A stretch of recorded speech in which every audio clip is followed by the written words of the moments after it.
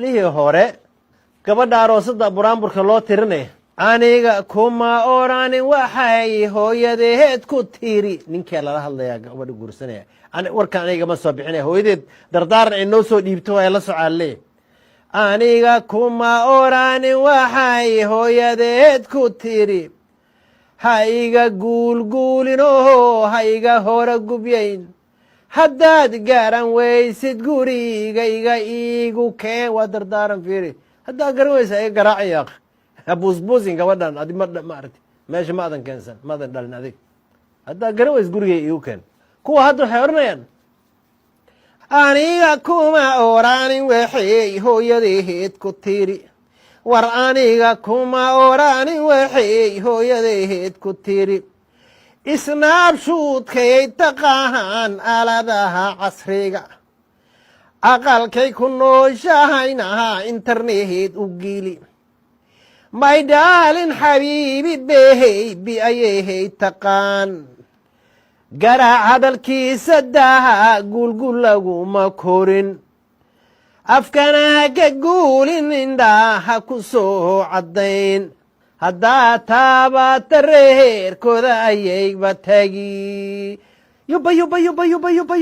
yuba dhiigaa ikacay bay odhanayaan waxbaa isruuxaya oo waalida cirka xagga ka fiiri xagga ka day xagga u jeesa xagga iyo dhididka ka baxaya iyo rafaadka gablihii horena wax degan bay ahayd waxaa la odhan jiray magaceeda gabadheen ku sharfaa ama heblaaya iska odhanaya heblaaya guulaysa oo geed mireeyay noqo higla la soo haybsadiyo hoos qaboobay noqo hiba ilaah baa leheeti waxaysay noqo waa la ammaani jiray waa loo duceyn jiray heblaaya kordalaayaday kaatun dahab la tumay karbuuna sideediyey kaahuma adiga baa la ohan jiray kuwa hadda waxay odhanayaan war geesi dhalay war geesi dhalay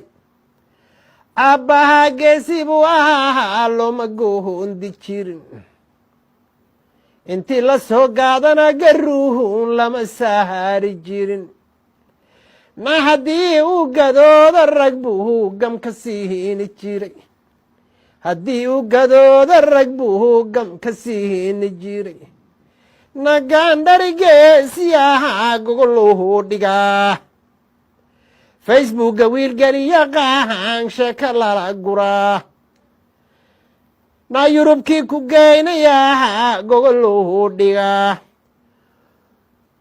fulayga lama guursadiyo wiil aan geesi hayn na fulayga lama guursadi waad colaad iyo dagaal iyo rabsho iyo hirig iyo idey iyo kudayn